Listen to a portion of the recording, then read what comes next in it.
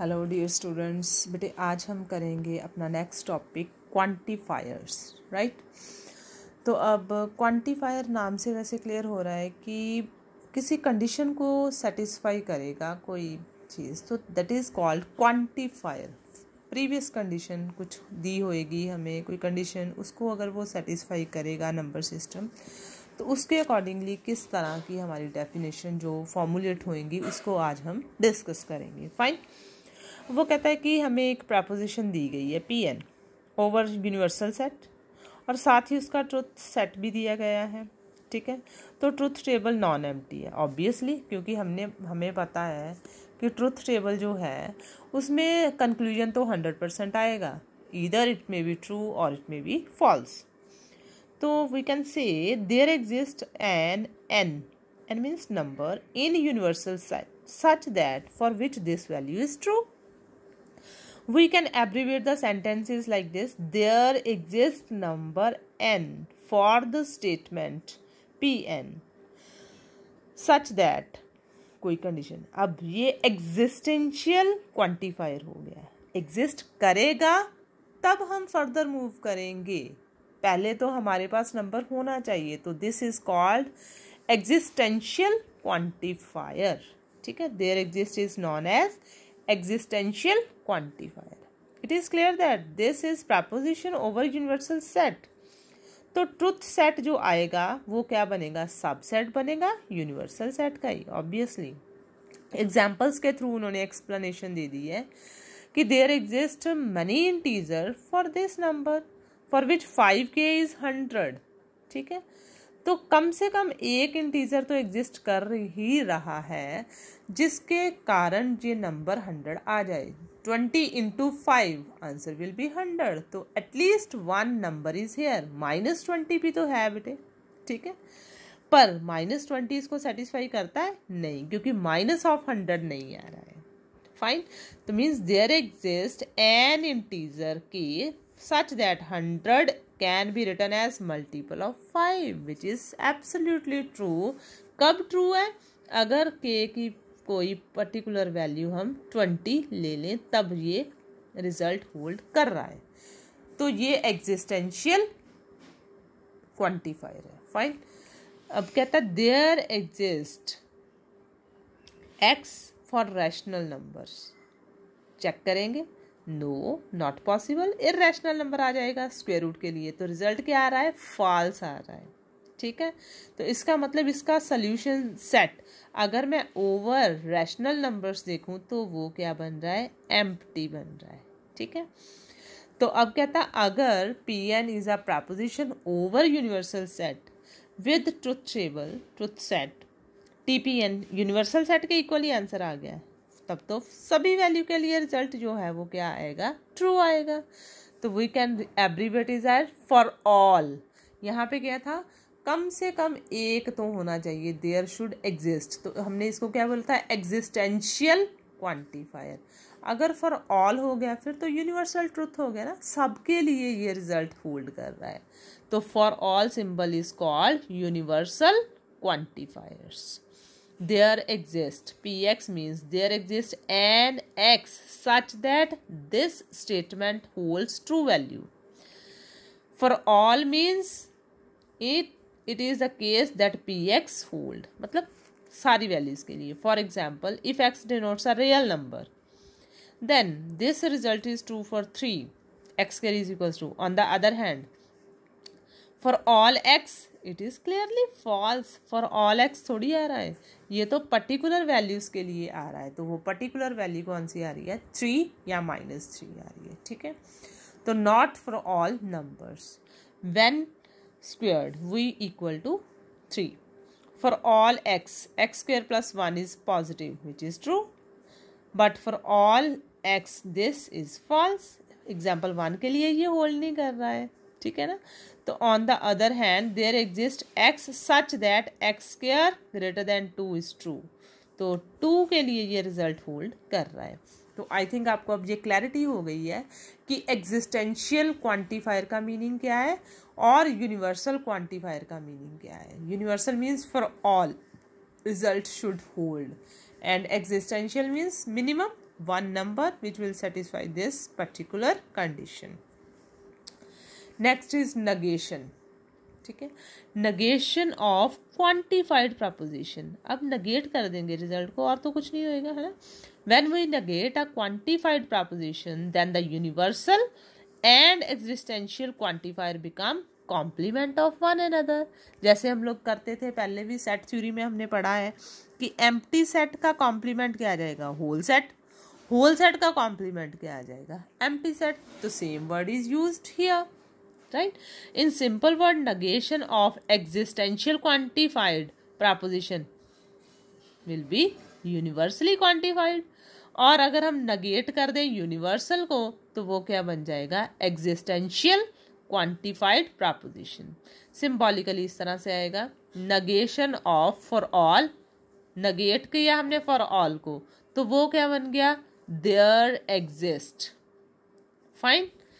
Pn का negation आ जाएगा. अब both way implies है ये, negation of existential universal quantified proposition, और यहाँ पे क्या आ जाएगा, उसका negation existential quantifier. Fine. negation of the statement. Similarly ये भी result क्या कर रहा है, hold कर रहा है. nested quantifier. नेस्टेड का मतलब क्या है कि सपोज मेरे पास दो क्वांटिफायर्स हैं नेस्टेड फॉर्म में. नेस्टेड में if one is with in the scope of the other, घोंसला है जैसे, तो नेस्ट का मतलब यही है ना इन सिंपल वर्ड्स कि एक के बीच में दूसरी चीज होने की क्या पॉसिबिलिटी है, scope of the other thing.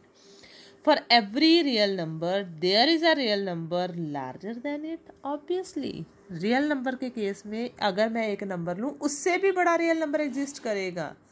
Infinite series है यार, ठीक है. तो इसका मतलब this can be written as for all X there exist another number which is bigger than the given number. Fine. For example, for all X there exist Y for which X plus Y is equals to 0. 100% आएगा ये result, ठीक है. और भी बहुत सारी examples दी गई हैं, आप उसको इसी के थ्रू प्रूफ कर सकते हैं. Nested means scope of other, ठीक है. एक और एग्जांपल है, sum of two positive integer is always positive. For every two integer if they have both positive then their sum is also positive. Order दिया गया, किस ऑर्डर में इनको हमने सॉल्व करना है. Order of the quantifier is important unless all quantifiers are universal or all quantifiers are existential. तो set example के थ्रू हम देखते हैं क्या कहता है. Universally true for all means for all X and for all Y the statement P X Y is equivalent to for all Y or for all x, result will hold. In other case, there exists x and there exists some y, or we can write as there exists y for there exists x. These two statements. अब example उन्होंने दिया हमें, कहते हैं कि solve करो, translate, rather उन्होंने क्या बोला है, translate in your own words and also indicate whether the statement is true or false. statement क्या की है, there exists the value u for integers. value u मतलब नंबर है, इंटीजर होना चाहिए, integers for which this statement hold or not. Check करेंगे अब हम कि इसके लिए सोल्यूशन एग्जिस्ट कर रहा है या नहीं कर रहा है. अब हमने स्टेटमेंट को ही वेरीफाई करना है, तो स्टेटमेंट को लेंगे 4u square can be written as 9. Also we can written as u square is equals to 9/4 और we can write it as 3/2 whole square. तो it can be rewrite as u square minus 3/2 whole square equals to 0. तो it will be like u minus 3/2 u plus 3/2. Fine.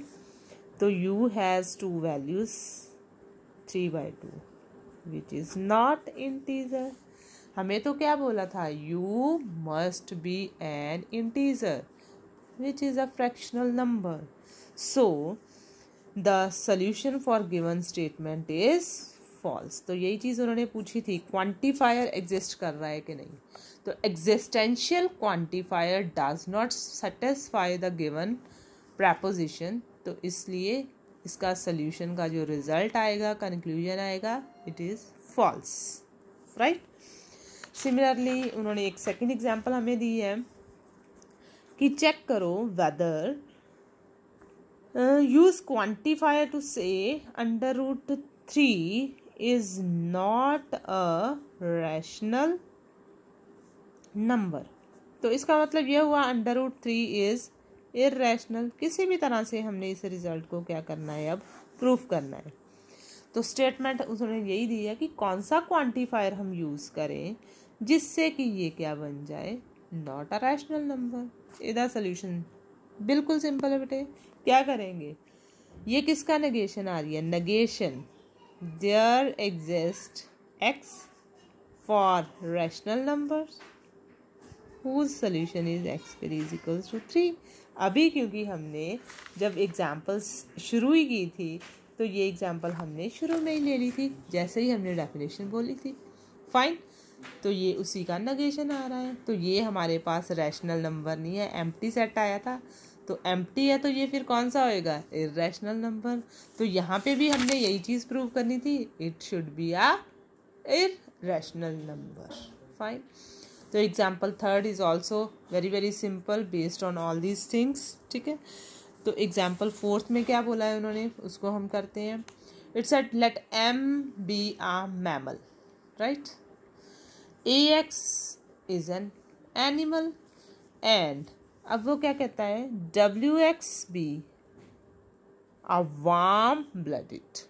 तो statements दिए हैं, translate the formula every mammal is warm blooded, और translate into English way there exist X, what is X, mammal, right.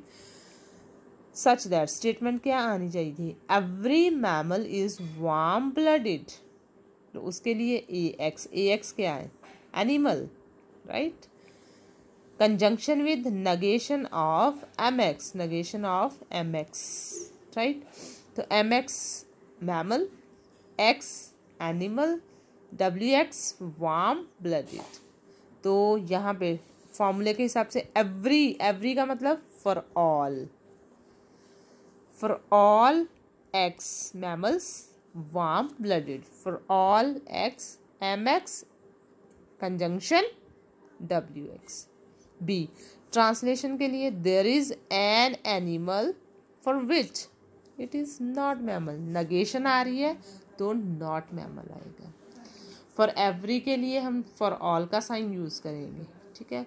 there exists an X, एक ऐसा animal है जो mammal नहीं है। तो इसी तरह से अगर इंग्लिश दी गई है तो हमने उसको इस फॉर्म में लिखना है।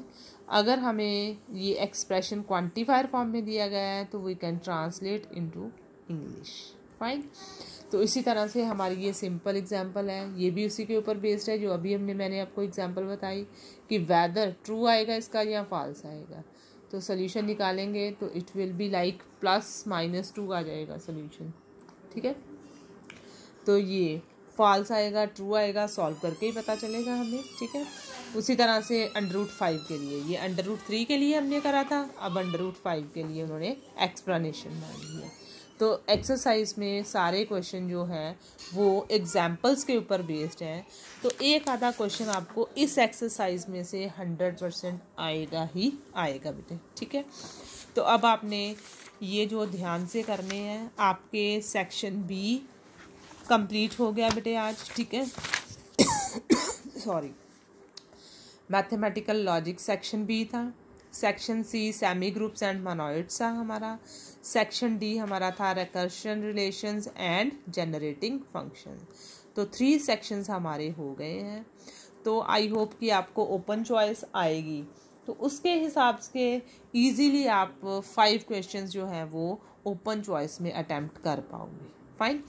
तो अब हम कल से आज ही करवा देती हूँ मैं थोड़ा सा इंट्रोड्यूस आपको कि रिलेशन और फंक्शंस वाला चैप्टर है हमारा सेक्शन ए में, एलिमेंट्री कॉम्बिनेटोरिक्स है सेक्शन ए में, इंक्लूजन एक्सक्लूजन प्रिंसिपल है, and the most important is pigeon hole principal.